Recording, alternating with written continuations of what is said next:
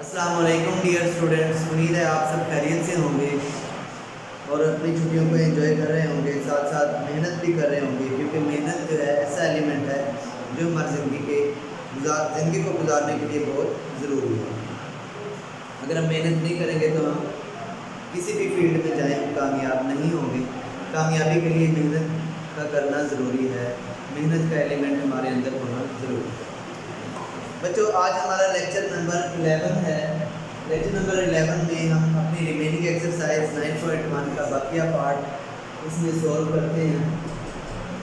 9.1 का हमने 9.1 एक्सरसाइज को सॉल्व करते हुए हमने क्वेश्चन नंबर 1 से लेकर 5 तक हमने इन तमाम क्वेश्चंस को देख लिया था। अब हम बढ़ते हैं क्वेश्चन नंबर 6 की तरफ। क्वेश्चन नंबर 6 है, the shadow of a pole measured from the foot of the pole is 2.8 metre.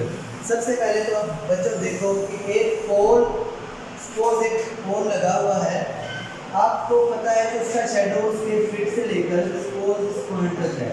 उसका शेडो इस तरह आएगा आपके पास, यहाँ से लेकर इसके फीट तक। उसने कहा कि इसकी जो लेंथ है वो है 2.8 मीटर। 2.8 मीटर लेंथ है। फिर कहता है the distance from the tip of the shadow to the tip of the pole is 10.5 metre. अभी टिप ऑफ द शैडो से लेकर टिप ऑफ द पोल तक का जो डिस्टेंस है वो कहता है 10.5 मीटर है। तो बताएं जी पोल की लेंथ क्या होगी, find the length of the pole. तो हम पोल की लेंथ फाइंड करते हैं। यहाँ पर आपको पता है कि ये एंगल है, ये है 90 डिग्री। अच्छा जी, 90 डिग्री का एंगल तो हमें मालूम हो गया। हम इसको नेम गिवन करते हैं ए, इस साइड को नेम गिवन करते हैं, इस एंगल को नेम गिवन करते हैं सी का, और इस एंगल को नेम गिवन करते हैं बी। बाय पाइथागोरस थ्योरम बच्चों आपने पहले भी पढ़ा है।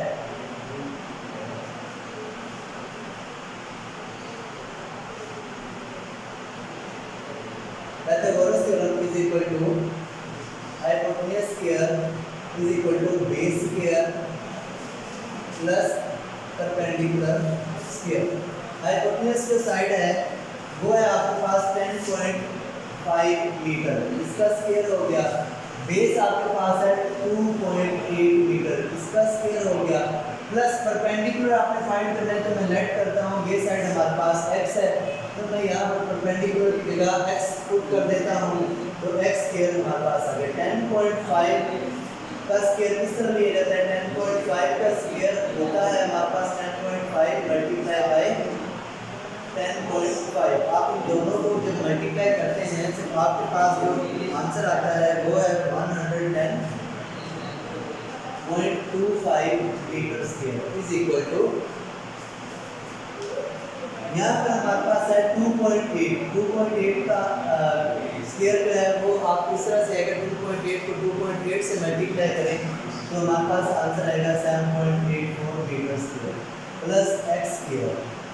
7.84 को इस साइड ले आए तो 110.25 metre square minus 7.84 metre square is equal to x square. इस वैल्यू को उठाकर हमने इस साइड ले आए तो यहाँ पर ये वैल्यू प्लस किया तो इस साइड आने के बाद ये माइनस की वैल्यू हो जाती है। 110 माइनस 0.25 में से अगर हम 7.84 को माइनस कर दें तो हमारे पास जो वैल्यू है वो है 102.41 मीटर स्क्वायर। ये वैल्यू हमारे पास रिमेनिंग आती है। अब ऐसा करते हैं, हमने तो ये साइड x फाइंड करनी है, यहाँ पर तो x स्क्वायर है, तो हम ऐसा करते हैं taking square root, both side square root ले लेते हैं on both sides. Both side square root लेने से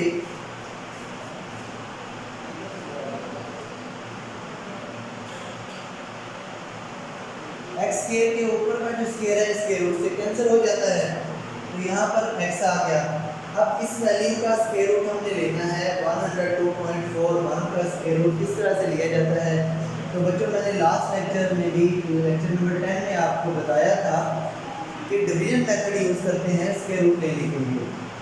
102.41 सपोज मैं ऐसा करता हूँ, पेयर बना देता हूँ। सबसे पहले एक पेयर में एक्स्ट्रा लगा देता हूँ डबल जीरो का। ये हमने सबसे पहले पेयर बनानी है। जीरो का पेयर मैंने एक्स्ट्रा लगा दिया, ना भी लगाए कोई बात नहीं। 41 का पेयर, 02 का पेयर और ये सिंगल 1 का पेयर। मिलियन मेथड 1 1 द 1, ये 1 1 कैंसिल हो गए, 0 2 आ गया, 1 में मैंने 1 ऐड किया तो ये हमारे पास आ गया 2। अब यहाँ पर ऐसा है कि मेरे पास अगर मैं 2 के साथ 1 लगाऊं, 1 1 द 1 1 2 द 2, ये तो 21 बन जाता है, लेकिन ये तो जस्ट 0 2 है। तो मैं ऐसा करता हूँ, एक 0 मैं यहाँ लिख देता हूँ और एक 0 मैं यहाँ ऐड कर दूंगा, नेक्स्ट पेयर का आऊँगा 41। लेकिन बच्चों देखो, नेक्स्ट पेयर का आने से पहले मेरे पास है यहाँ डेसिमल, तो यहाँ पर भी मैं लगा दूंगा डेसिमल। अब ऐसा करता हूँ, 20 के साथ ऐसा क्या डिजिट लिखूँ कि 241 के करीब करीब आए, तो मैं यहाँ लिखता हूँ 1। अगर मैं 1 से मल्टीप्लाई करूँ 201 को 1 से, तो मेरे पास 201 आ जाता है, 201। सब्ट्रैक्ट करता हूँ 4, तो ये मेरे पास 40 आंसर आ गया। अब मैंने 1 ऐड किया था तो इसमें 1 ही ऐड करूँगा, 1 और 1 2, ये 0 है, तो 2।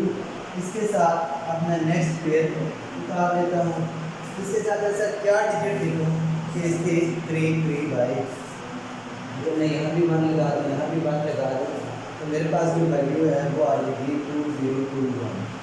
तो इसका जो रिमेनिंग हमारे पास आता है 1979।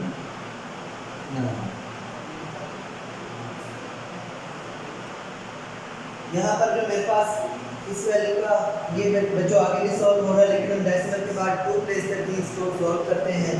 तो इस वैल्यू का, इस वैल्यू के स्क्वायर रूट का जो आंसर हमारे पास आया 10.11 मीटर।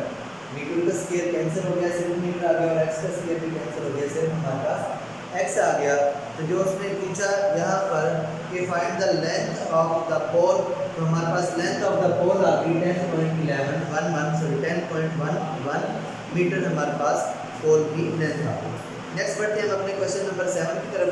क्वेश्चन नंबर 7 है, if ABC are the length of the sides of a triangle ABC, then tell which of the following triangles are not right angle triangle. तो हमने बताना है कि ये 3 पार्ट यहाँ पर गिवन है, कौन सा राइट एंगल ट्रायंगल है, कौन सा राइट एंगल ट्रायंगल नहीं है, और इसमें ये भी बता रहा है कि any of angle A, angle B and angle C में भी राइट एंगल ट्रायंगल। यहाँ पर आपके पास कोई भी एंगल आप ले सकते हैं, राइट एंगल ट्रायंगल भी, एंगल A को भी ले सकते हैं, एंगल B को भी ले सकते हैं, और एंगल C को भी ले सकते हैं। बच्चों आपके पास जब पाइथागोरस थ्योरम मैंने लेक्चर नंबर 10 में आपको बताया था पाइथागोरस थ्योरम के बारे में, तो उसमें मैंने लिखा था c² = a² + b²। मैंने कहा था, आपको बताया था कि अगर दो साइड्स के स्क्वायर का सम और इक्वल आ जाए थर्ड साइड के स्क्वायर के इक्वल, तो फिर हमारे पास वो वो ट्रायंगल है वो राइट एंगल ट्रायंगल होगी। अदरवाइज अगर दोनों साइड्स इक्वल नहीं आती तो फिर हमारे पास ट्रायंगल राइट एंगल ट्रायंगल नहीं होगी। क्वेश्चन नंबर 7 का पार्ट नंबर 1 है। क्वेश्चन नंबर 7 का पार्ट नंबर 1 है, हमारे पास A की वैल्यू है 6, B की वैल्यू है आपके पास 5 और C की वैल्यू है आपके पास 7। तो इसी को आप पाइथागोरस थ्योरम में यूज़ कर लें। C की वैल्यू 7 है तो 7 में पुट कर दिया, C में पुट कर दिया, A की वैल्यू है 6, A में पुट कर दिया, प्लस B की वैल्यू है हमारे पास 5, तो यहाँ पर हमने 5 पुट कर दिया। 7 का स्क्वायर है 49, 6 का स्क्वायर है 36, 5 का स्क्वायर है 25। 49 कभी भी इक्वल नहीं होता इन दोनों के सम के, इन दोनों का सम आ गया 5 और 6 11 25 और 61। 61 देखिए 49 के इक्वल हो सकता है, कभी भी नहीं, ऐसा पॉसिबल नहीं है। तो इसका सॉल्यूशन हम लिखेंगे कि 10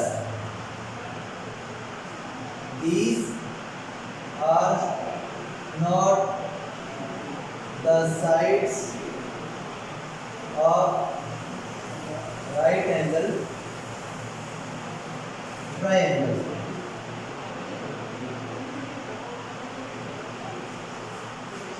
चलिए बच्चों अब नेक्स्ट पार्ट सॉल्व करते हैं। पार्ट नंबर 2 है, उसमें भी आपके पास A की वैल्यू है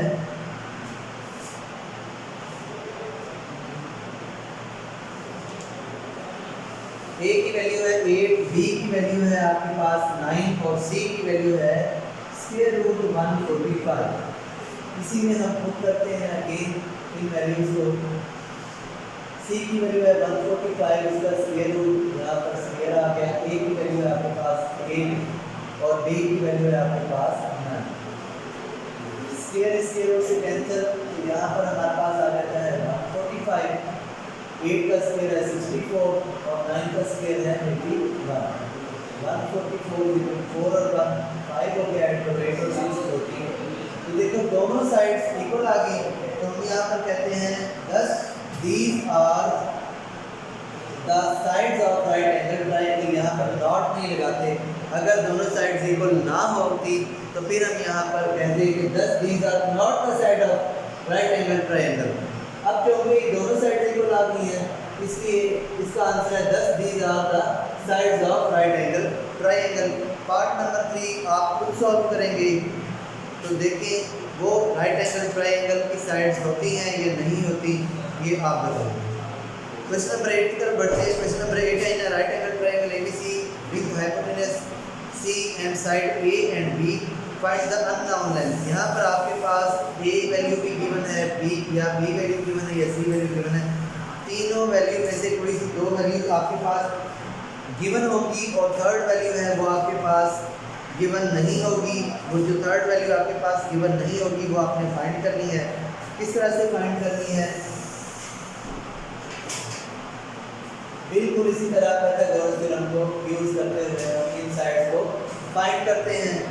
पार्ट नंबर 1 की तरफ बढ़ते हैं। पार्ट नंबर 1 है क्वेश्चन नंबर 8 का, जिसमें a इक्वल टू है 60 सेंटीमीटर, b इक्वल है हमारे पास 61 सेंटीमीटर, प्लस c इक्वल है हमारे पास जो साइड है, ये c साइड है 61, b हमने फाइंड कर ली। पार्ट नंबर 1 की बात कर रहा हूँ, question number 8 page number 146। Pythagoras theorem को यूज करते हैं। Pythagoras theorem is equal to c square is equal to a square plus b square है। c स्क्वायर की जो वैल्यू है वो है 61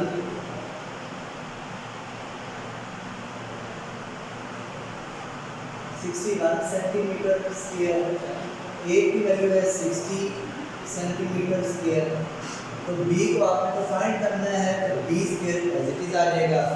अगर आपने c को फाइंड करना होता तो c square as it is आ जाता।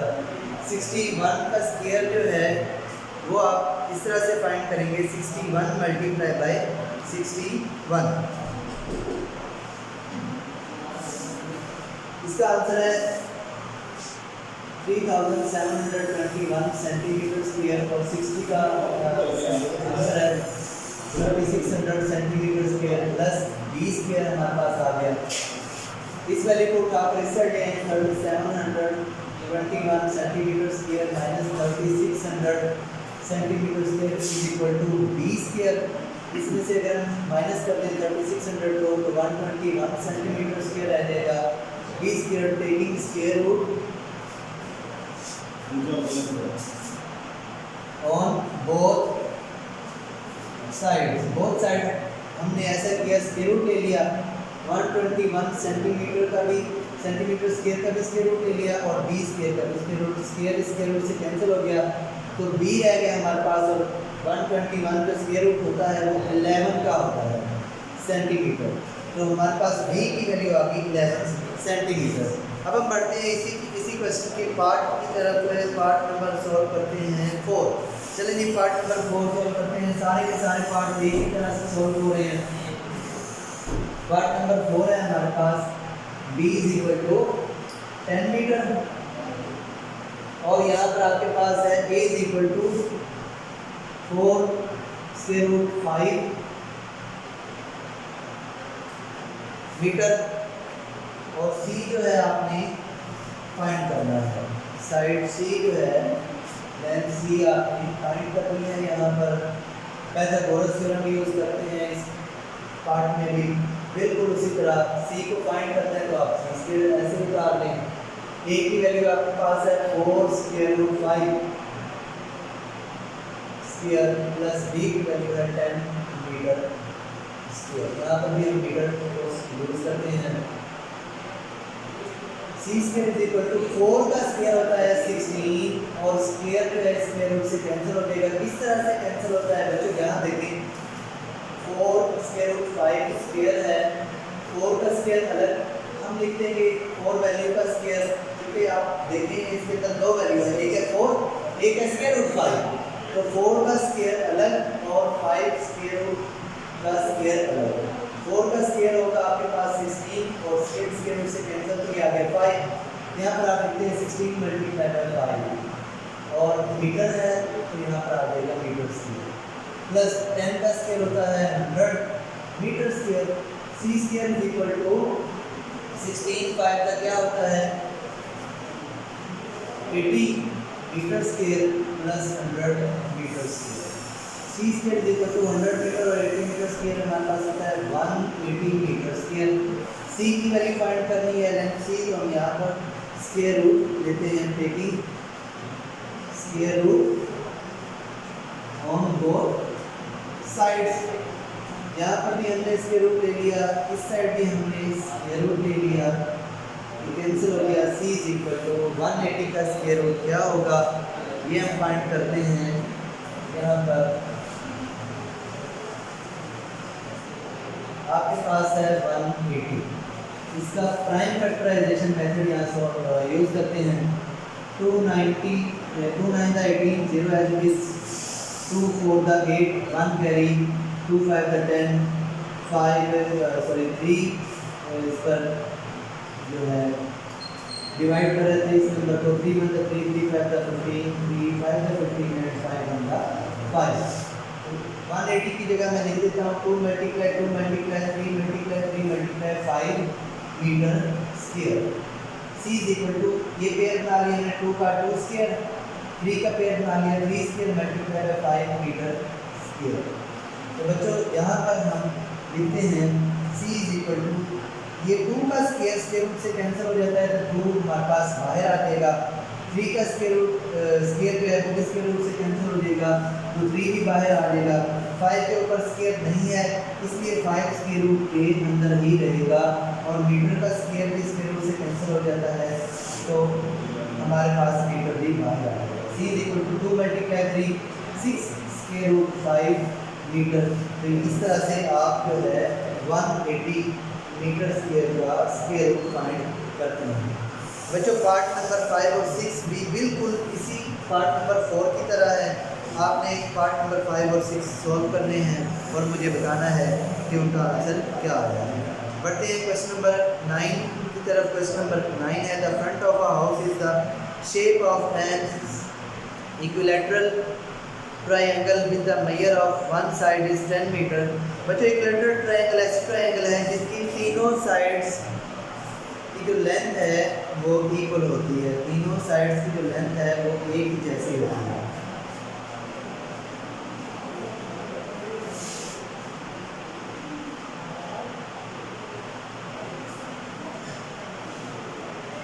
क्वेश्चन नंबर 9 इस एक्सरसाइज का हमारे पास लास्ट क्वेश्चन है तो हम लास्ट क्वेश्चन सॉल्व करते हैं। इसमें हमें फाइंड करना है find the height of the house. Book में आप देखें तो आपके पास एक हाउस बनाया गया है कुछ इस तरह से।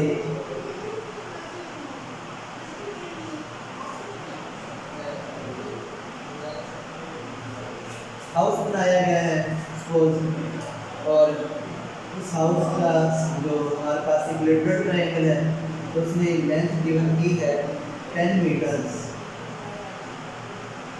इस पॉइंट से लेकर उस पॉइंट तक। यहाँ हम सबसे पहले इन पॉइंट्स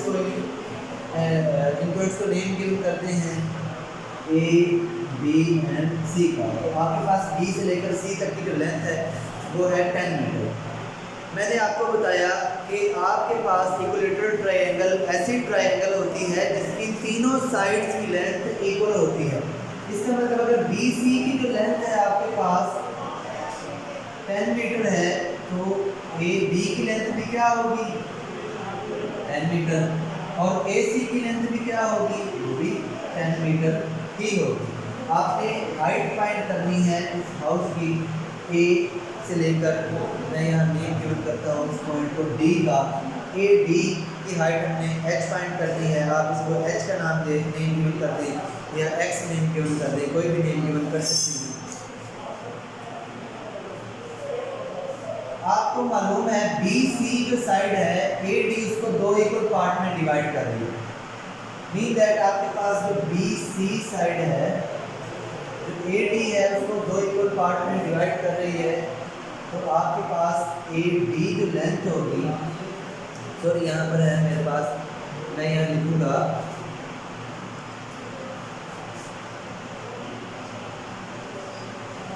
ए डी जो है वो परपेंडिकुलर है बी सी साइड पर, जिस साइड पर जो परपेंडिकुलर होता है, परपेंडिकुलर पहले लिखा जाता है ए डी।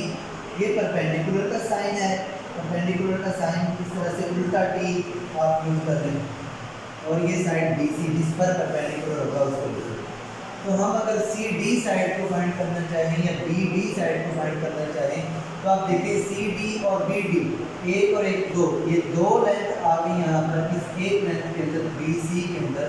तो हम सी डी लेंथ फाइंड करें, सी डी और बी डी दोनों लेंथ आपस में इक्वल होंगी। मैं सी डी लेंथ फाइंड करता हूँ, C D equal to B C divide by to.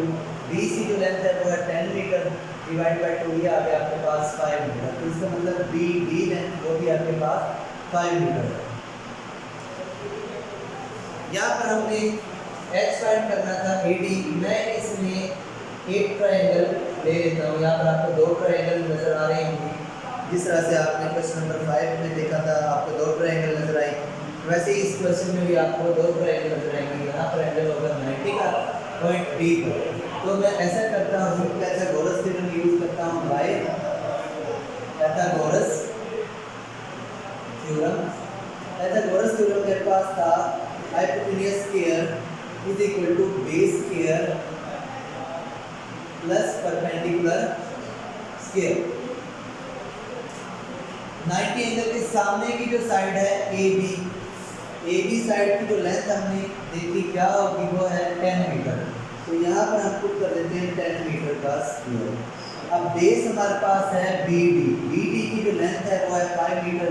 तो बेस की लेंथ हमारे पास होगी 5 मीटर, इसका स्क्वायर। और परपेंडिकुलर हमारे पास है ए डी, और परपेंडिकुलर ए डी हमारे पास है एच। तो हम यहाँ पर H for height H use कर लेते हैं, एच स्क्वायर। 10 का स्क्वायर है हमारे पास 100 मीटर स्क्वायर, 5 का हमारे पास स्क्वायर होगा 25 metre square plus H square. 25 को इस साइड ले आए, 100 metre square minus 25 metre square is equal to H square. 100 में से 25 माइनस कर दो तो 75 मीटर स्क्वायर हमारे पास लेंथ आ जाएगी यहाँ पर 75 मीटर स्क्वायर। हमने यहाँ पर ऐसा करना है कि बोथ साइड स्क्वायर रूट ले लेते हैं, टेकिंग स्क्वायर रूट और बोथ साइड्स 75 मीटर स्क्वायर, इसका भी हमने स्क्वायर रूट ले लिया, और एक्स स्क्वायर इसका भी हमने, सॉरी एच स्क्वायर का भी हमने स्क्वायर रूट ले लिया। एच स्क्वायर का जो स्क्वायर है स्क्वायर रूट से कैंसिल हो जाता है, तो सिर्फ रह गया हमारे पास एच। और हमारे पास यहाँ पर 75 है। तो बच्चों पहले जिस तरह हमने लास्ट इससे पहले वाले क्वेश्चन में प्राइम फैक्टराइजेशन मेथड यूज किया, यहाँ पर भी प्राइम फैक्टराइजेशन मेथड यूज कर लेते हैं। 3 to the 6, 1 carry, 3 5 the 15, 5 5 the 25, 5 on the 5। तो 75 की जगह मैं लिख लेता हूँ 3 × 5 × 5 metre square, 3 × 5 square metre square is equal to H. ये स्क्वायर इस स्क्वायर से कैंसिल हो गया, तो 5 हमारे पास बाहर आ गया। 3 के ऊपर तो स्क्वायर नहीं है, तो 3 स्क्वायर रूट के अंदर ही रहेगा, और मीटर का स्क्वायर इससे कैंसिल हो जाता है, तो मीटर के स्क्वायर रूट से बाहर आ जाता है इज इक्वल टू एच। तो ये आपके पास जो साइड है, तो यहाँ देखो A D side, A D की जो लेंथ है A D is equal to H is equal to 5 square root 3 metre, इसका आंसर आ गया। तो यही हमने फाइंड करना था, एच की वैल्यू फाइंड करनी थी। यह हमारा आज का लेक्चर एंड हुआ। आपकी डायरी है कि आपने क्वेश्चन नंबर 6, 7, 8 और 9, क्वेश्चन नंबर 9 की अच्छी तरह प्रैक्टिस करनी है। आपने प्रैक्टिस करनी है क्वेश्चन नंबर 6 से लेकर 9 तक। क्वेश्चन नंबर 6 to 9 आपकी प्रैक्टिस है, और अगर आपको